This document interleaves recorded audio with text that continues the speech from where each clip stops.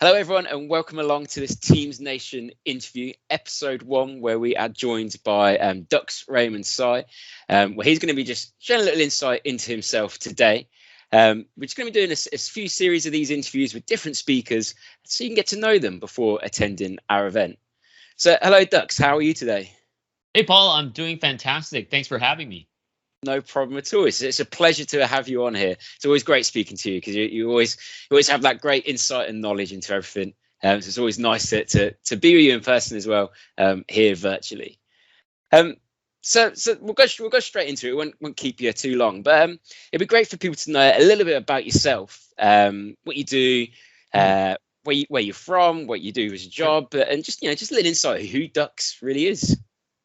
Well, first of all, thank you. And I'm so excited for Teams Nation, and I'm grateful for this opportunity just to say hi and get to meet everybody before the event. So for those I haven't met, my name is Ducks Raymond Sai. I live and work here in Washington, D.C. And today I serve as the Chief Brand Officer of AvePoint. AvePoint provides the most advanced SaaS management platform for a lot of cloud providers such as Microsoft 365. I've been in this industry, for over 20 years. Yes, I'm 45 years old if you're counting, but just grateful for a lot of exciting innovations, especially in the last 2 years around Microsoft 365. My background is in tech. I have a degree in electrical engineering long time ago, and I started as a coder, as a developer. But through the years, I had wonderful opportunities to work in the capacity of sales, marketing, tech, obviously. And these days, I'm dead focused on helping building and growing the brand of AvePoint. Amazing. So I guess in those years you've been in this industry, I bet you've seen so many changes from pre-cloud all the way to how people are working now with what we've gone through the past 2 years, where everyone's now in the cloud pretty much having to work. Absolutely, Paul. I first encountered SharePoint even before it was called SharePoint. It was Team Services in Windows back in the early 2000s. And when I saw it, I'm like, wow, this is going to be huge. And 20 years later, it's still growing. And a lot of changes, some changes I don't miss, right? I don't miss patching servers every Tuesday. I don't miss dealing with adding more physical servers because my SharePoint environment can't scale. Now with the cloud, I don't worry about those things. It's an exciting time, and boy, we're at the forefront of all of this. Amazing.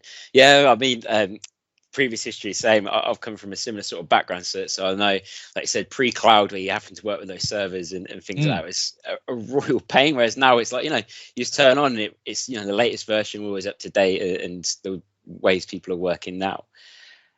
Okay, so you've talked a little bit about your background, where you're at now. Am I right in thinking you've been doing public speaking for some time now, and you've been at some pretty big events as well where you've been speaking at? Yeah. It's a passion of mine, being able to deliver presentations and speak. And it wasn't like that when I was beginning. So I would say in the early stages of my career as a developer, first and foremost, I hated public speaking. I hated presenting. All I wanted to do is code all day long in assembler. But there was one instance where I had to go to a customer meeting because my boss told me to. And I tell you, it was so bad that halfway through the meeting, the customer had to stop the meeting and said, you know what, it's not worth it. Let's stop the meeting. We don't want anything from you. No. So I was at my lowest point. I'm like, okay, there's nowhere else to go but up. It became my passion, my mission in life to improve my communication skills, my presentation skills, and I've been on a journey since. Amazing. That's a great story from when I've seen you present many times over the years, and always been impressed. Is like, you always draw people straight into when you're giving talks. So for hearing that story of where you hate, you hadn't done it before, you didn't like it, and to weigh in out there. So that's a great journey to be on. So I bet you've learned so many tips and tricks along the way. Absolutely. And that goes to show, because some people think, oh, you're born with it. I can't be like that. No, everybody can do it. Obviously, you want to learn it, you want to do it, and you have to practice it. But that's essentially what I'm going to share in the upcoming Teams Nation. My session's about virtual presentation excellence, how to be a rock star Microsoft Teams presenter, especially in this day and age of remote presentations, right? We go to a lot of meetings, a lot of presentations, and I just want to share my tips and my formula, if you may, on how I deliver these public speaking events or presentations, be it remote or in person. Amazing. So if you are out there watching, and you are wanting to take that leap into public speaking and know about tips and tricks and best ways to do it, definitely join that session that Dux will be doing on the 23rd of March around virtual presentations. Definitely don't miss that. So this isn't your first Teams Nation, is it? You've presented at a few of them now, haven't you? Absolutely. And as always, I'm excited. I look forward to Teams Nation, and maybe hopefully next year it'll be an in-person event, right? Fingers crossed. I'm sure we'll get there at some point and have that in-person event of some sort of kind. Okay, amazing stuff. Okay, so we've talked about a little bit around your presentation that you're going to be doing at Teams Nation. You've talked about how you've gone through your public speaking and about the stuff you do for work. Am I right in thinking you do quite a bit of community work as well around things with Microsoft? Absolutely, and it's been a great, I would say, honor to be involved with the broader community, especially for those that are relative new to this ecosystem. A long time ago, I remember 2011, I was part of the very first SharePoint Saturday. If y'all don't know about SharePoint Saturday, it's one of the very first community events that kind of spread like a good virus around the world, where everybody had SharePoint Saturday. And frankly, that was a jumping board for other events such as Teams Nation. Worked closely with Microsoft and a lot of other community initiatives. As such, they've awarded me as a regional director and MVP. Outside of that, on my personal life, I do try and get involved in my local community as well, because for me, I'm really passionate in giving back. I think, and I believe all of us in tech, be it giving back with our tech skills or money or time, it's important for all of us to do it because we're just so blessed with the work we do, and not everybody else around the world have the same privilege. Amazing. That's brilliant. Because I tuned into one of your Twitter talks the other night, where you were talking about building your brand, and again, just some of the stuff you share outside of work, isn't it? This isn't part of your job. You share and help people around you. It's always nice to see people going that extra mile to bring up the people around them. Yeah, and I think in the end, right? Like, look, we're all in this together. I think about this journey we're in, be it work or personal life.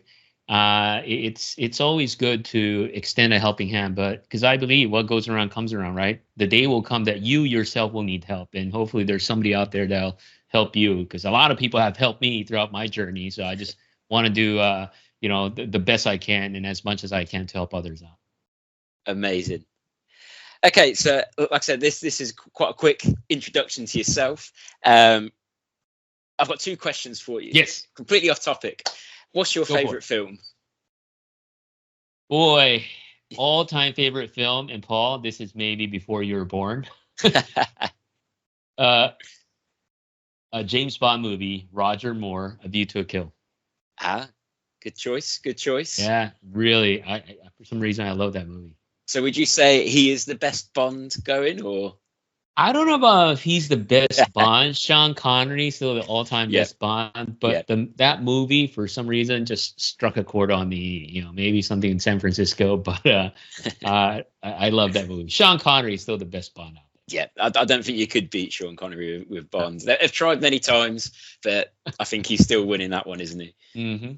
Amazing. Okay, and then favorite food. What's your favorite? Any food in the world you could go and have? What would be your What would Dux's go-to food be? Yeah, somebody asked me one time, like, if you had the last meal, and what would your last meal be? And that's my favorite food. I would say ramen. I'm a sucker for ramen. I can eat ramen anytime, any day. Nice. Nice. Well, thank you very much for your time today, Dux. It's been an absolute pleasure speaking to you.